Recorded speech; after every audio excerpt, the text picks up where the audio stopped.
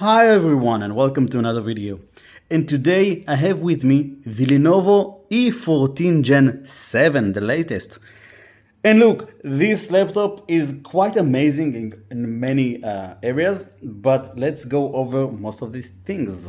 Now, starting with the charger, you can actually see it's like a charger of any normal smartphone. So it's really small and compact, and you can just plug it in the wall and that's it.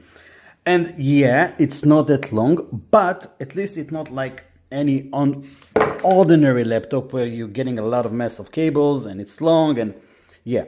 So I just love this tiny charger, and every time a laptop comes with it, I'm just happy to see it. Before even talking about any ports, technique, anything like that, let's talk a little bit about its exterior and the weight. So if you can see, it's like a reflective light. And what it means that it's made out of aluminum, at least the top. So the aluminum is like it's like Lenovo not Lenovo. It's like Apple's devices where if it's dark, then it leaves like fingerprints and everything like that. So over here you can actually, if I'm leaving my hand like that for a second, you can see that it leaves tracks.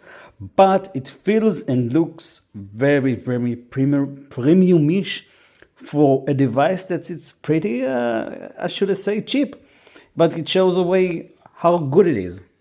And weight-wise, it doesn't feel heavy. I mean, it is on the heavier side, but because the bottom is made out of plastic and the top is aluminum, it feels really good. It's less than 1.4 kilograms, or should I say less than 3 pounds. So it's quite a lightweight and cheap device. Now let's go over the ports and see what we are getting with this device, starting from the right side. So on the right side, we are getting just USB-A. Let me focus the camera again. Ethernet port and Kensington port. That's it, nothing else. On the back, again, nothing. And on the left side, we are getting aux port, we are getting USB-A, 2 Thunderbolts 4, which is again amazing because the E series used to be the cheapest one and you will get maybe one Type-C and it wasn't even a Thunderbolt. So this time we're getting 2 Thunderbolt 4s. The right one does support charging and a whole like docking station, but this one supports just power delivery, some USB 20 gigabytes per second, power delivery and DisplayPort, which is, I mean, it's good. And lastly, an HDMI. One finger test. Can it pass it? The E series can pass. Is it? No, it cannot. It needs both hands to open it up. Now let's test its durability if I'm pressing on it and, being tough with it. So if I'm pressing on it, it is bending, but it's nothing serious. It's like any other laptop, and the top even moving at all. And if I'm pressing on it really hard, yeah, tough as a ThinkPad. Now let me prepare Windows and I'll be back to you in a second. So here we have it. I've I've started up Windows, downloaded all drivers available, and here it is. So let's see what kind of hardware we're getting with it. So once in a while, we're getting some lower performance CPUs, and this time is no difference. We are getting the Intel Core Ultra 5 225U, which means it's low on power and much more power efficient. It has 1.2 megabytes of L1 cache. It has 12 cores and 14 threads, which is kind of amazing. And yeah, for memory, we are getting 16 gigs of RAM. It's more than enough for an Ultra 5 and for its users. For storage, we are getting 512 gigabytes, and this model is the UMIS RPJ YJ512 MML1QWQ. Again, weird names. For Wi-Fi, we're getting the Wi-Fi 6E AX 211 160 megahertz.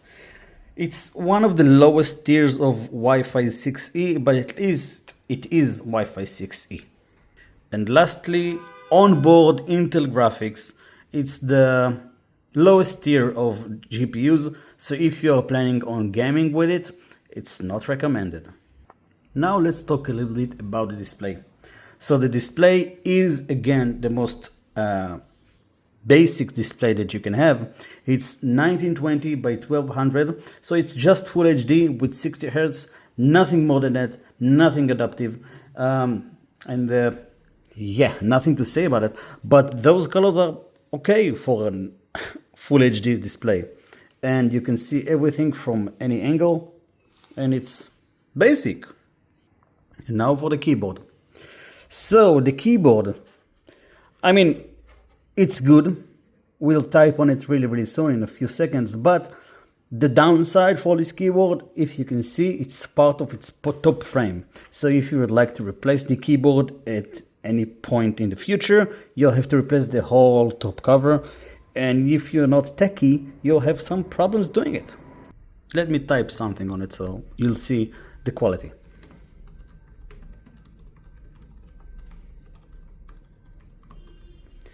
Again, amazing keyboards, and I'm happy that ThinkPad, or should I say Lenovo, keeps on supporting these cheaper versions of laptops because they're quite good. What about the trackpad? So the trackpad, again, the lowest tier that possibly can be, but it's pretty good. It's very precise. If you're pressing on it, it doesn't make any weird noises. I mean, it is, but those are, acceptable sounds. And the whole quality feels good. The only downside, and I'm not feeling like it's a really downside, is that those two buttons for using the, track point are quite cheap. They are feeling cheap, and the plastic, and it's nothing expensive, but I do like its cheapness because it feels different from the rest of the body, and I just like it. I don't know, maybe I like cheap stuff. And now for the speakers test. Let's start them up and see how much noise they are making.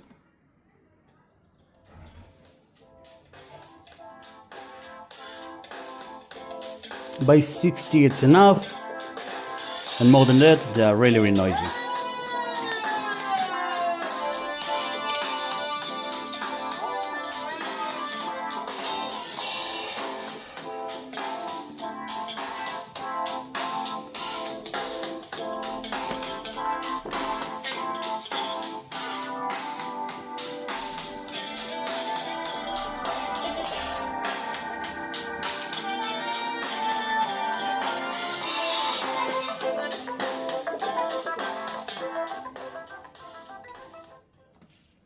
So these were the speakers.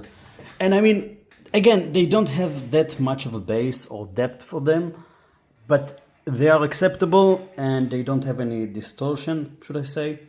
And yeah, quite good. Hi, so here's the camera. The quality is fine, I guess. It's really like distorted in colors and it's quite bright in here, but it's not that bright like here on the left. But it is fine. Let's check the AI capability, like automatic framing. Works really well. And the background effects, again, pretty good. You don't have to use any more like external apps to do anything like that. It does it for you. And the microphone is good as well, I guess. You'll tell me. And now for the benchmarks. Let's start by benchmark the SSD and see how fast it is. I'll start it up and I'll be back once it has been finished. And we are back with the numbers. So the read speeds are almost at 7,000 at about 6,794.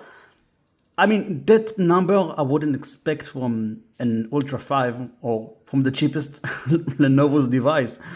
Amazing. The write speeds, again, 4,568. It's nothing to be ashamed of. It's more than 3,000, more than 4,000. It's very good, and if you're planning to do anything locally on it or anything on it, you'll enjoy it. And now for the CPU benchmarks. I'll start by doing the benchmark without a charger. and we'll see what kind of numbers we're getting. So I'm going to run the benchmark and I'll be back once it has been finished. And we are back with the numbers. So the single core score is 1122 and the multi-core score is 3771. These numbers are not the best. They're quite on the lower side, but it's more than fine for an Ultra 5, an office device. So I guess you shouldn't be worried about it at all. And again, another CPU benchmark, but this time with the charger plugged in. Let's run it again and see what kind of numbers we are getting. And we are back with the numbers. Single core score is 2377, multi-core score is 9112. What it means? It means that this laptop loves chargers. The single core score is more than double while charging, and the multi-core score is almost 3 times the speed of the normal one without being charged up. Just use this laptop with a charger and you'll be having the best time of your life with the laptop. I mean, it's not a gaming laptop, but it is a fine laptop. And now for the GPU benchmarks. We'll first run the OpenCL one and let it run. Once it's back, I'll be back with the numbers. And we are back with the numbers. So the OpenCL score is 18,225. It's respectable. And now for the second GPU benchmark, let's run the Vulkan. I'll be back once it has finished. And we are back with the numbers. So the Vulkan score is 19,123. Again, cool. These are the numbers. Now, what about some gaming? So here is Valheim, one of the best games for benchmarking. And I guess you can see that the FPS is very, very low. It feels less than, I would say 15. It is bad. But I guess if you want to play some games, it could do it. I don't know, some web games, stuff like that. But if we'll go and maybe try to bump up the graphics, let's say to quality, how low can it get? So it's not getting that low, but it is very, very, very limited and feels very, very buggy and laggy. Although it's not laggy, it's just missing some frames. If it would have some extra frames, it would be better. So I guess that sums it up. The E14 Gen 7 is, I don't know, I think I could maybe say one of the best devices that I've had on this channel to test. Because look, even though it doesn't have its own proprietary GPU, for example, I don't know, an NVIDIA or AMD or stuff like that, which isn't its main purpose. It's not meant for gaming. It's meant for office work, maybe being a student and you would like to have some sort of on-the-go laptop. And it does it really, really good. It doesn't feel cheap in any way or form. Even the back of it is aluminum. And yeah, it is leaving some fingerprints, but it's nothing to be ashamed of. And it feels really good. I don't know. Overall, I think that's some of the best devices that Lenovo has made. And yeah, I'm fully recommending it for anybody who would like to have this device.